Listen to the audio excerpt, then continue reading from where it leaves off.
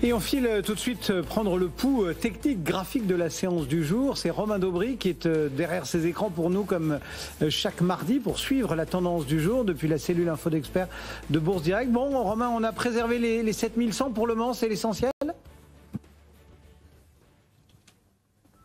Oui, effectivement, c'est l'essentiel et c'est pour l'instant très technique. On avait identifié ce niveau d'alerte qu'on a signalé déjà il y a 15 jours ou 3 semaines, 7098, c'est vraiment important à préserver.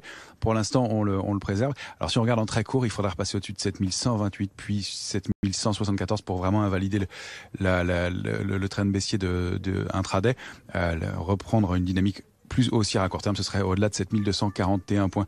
On voit qu'on a un marché qui est pour l'instant et à ce stade assez technique. On rappelle, et si on dézoome, qu'on a déclenché sur l'indice parisien une structure, il y a 15 jours déjà, qu'on avait évoqué ensemble, une structure en vague de Wolf.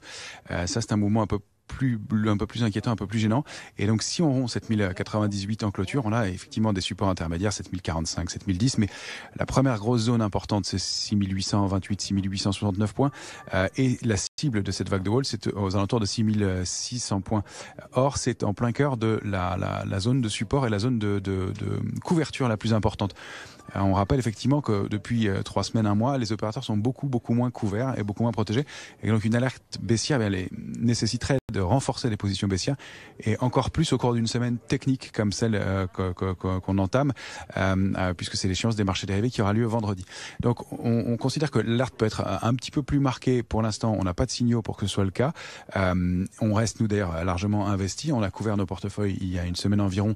Et donc on est investi et puis on constate qu'il y a des mouvements de fond sur pas mal de valeurs qui sont importants. Alors on va surveiller des niveaux d'alerte sur les différents indices. Sur le Dow Jones, c'est 35 600, 35 690. Sur le Nasdaq, c'est 15 145 points. Nasdaq 100, et puis sur le S&P sous 4630, c'est 4535. Mais globalement, on constate qu'il y a des mouvements de fond qui sont mis en place sur pas mal de valeurs, comme alors on n'est pas investi sur toutes, mais qu'on suit ou desquelles on est entré et sorti, mais Corian, Ubisoft, Ruby, Bouygues, Vicat, Manitou, Imerys, et puis tout le secteur de l'aviation, sur lesquels il y a un vrai mouvement fort qui se met en place. On voit que malgré la baisse d'aujourd'hui, ces valeurs, comme des valeurs comme Thales résistent bien, restent à l'équilibre. Elles retracent peu. Il y a Figeac Aerospace qui est, elle est en train qui était positive même. Donc on a quand même un mouvement de fond probablement sur pas mal de valeurs qui peut être intéressant. Et donc je pense pas qu'un mouvement soit trop méchant dans l'immédiat, mais peut-être un petit coup de stress, un petit rappel à l'ordre après un marché qui a été un petit peu complaisant. Donc pour aller chercher de ces cibles là dans l'immédiat. Mais donc pas d'alerte trop méchante, mais une nécessité de vigilance dans les heures qui viennent évidemment.